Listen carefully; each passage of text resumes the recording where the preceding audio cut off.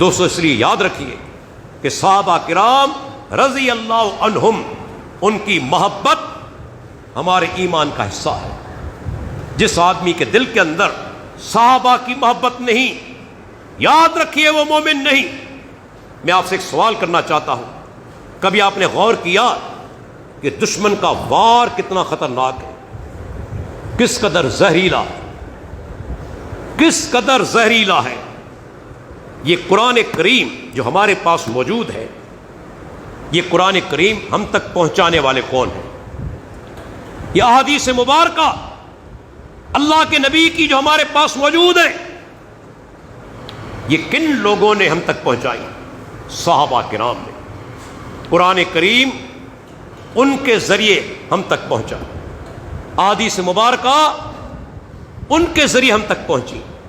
اگر نعوذ باللہ صحابہ مرتد تھے، منافق تھے، تو جو چیز انہوں نے پہنچائی وہ صحیح ہوگی؟ قرآن صحیح ہوگا؟ احادیث صحیح ہوں گی؟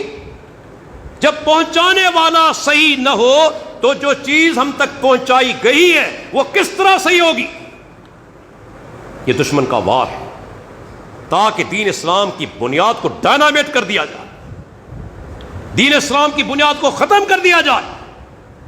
یاد رکھیے صحابہ وہ عظیم انسان ہیں جنہوں نے قرآن ہم تک پہنچایا، احادیث ہم تک پہنچائیں، یہ ان کا بہت بڑا احسان ہے۔ اسی وجہ سے اللہ کے پیارے پیغمبر نے ان کی کتنی عظمت بیان کی، فرمایا جب میرے صحابہ کا ذکر ہو فَأَمْسِكُوا، رک جاؤ، اپنی زبانوں کو روک دو۔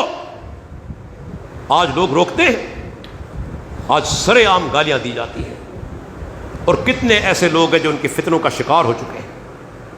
اللہ کے بندو، آج ایسے بھی آپ کو ملیں گے، اگر آپ سیدنا امیر معاویہ رضی اللہ عنہ کی شان بیان کریں، ان کا دفاع کریں، ایک منصفانہ دفاع، کیا کہیں گے؟ بھئی یہ تو یزیدی ہے، یہ تو ناصبی ہے۔ استغفر اللہ، کسی صحابی کا دفاع کیا ناصبیت کی علامت ہے؟ ناصبی تو وہ ہیں جو سیدنا علی مرتضیٰ کے ساتھ بغض رکھتے ہیں، نفرت کرتے ہیں۔ کیا کوئی مومن سیدنا علی رضی اللہ عنہ کے ساتھ بغض رکھے گا؟ کیا کسی صحابی کا دفاع اس بات کی علامت ہے کہ یہ سیدنا علی رضی اللہ عنہ کے ساتھ بغض ہے؟ بلکہ مومن تو وہ ہے جو تمام صحابہ کا دفاع کرتے ہیں اور ایسی تشریح کرتے ہیں کہ کسی پر بھی حرف نہ آئے، کسی صحابی کی عزت پر، کردار پر حرف نہ آئے۔ یہ مومن کا طریقہ، اور الحمدللہ اہل حدیث اسی طریقے پر گامزن ہے۔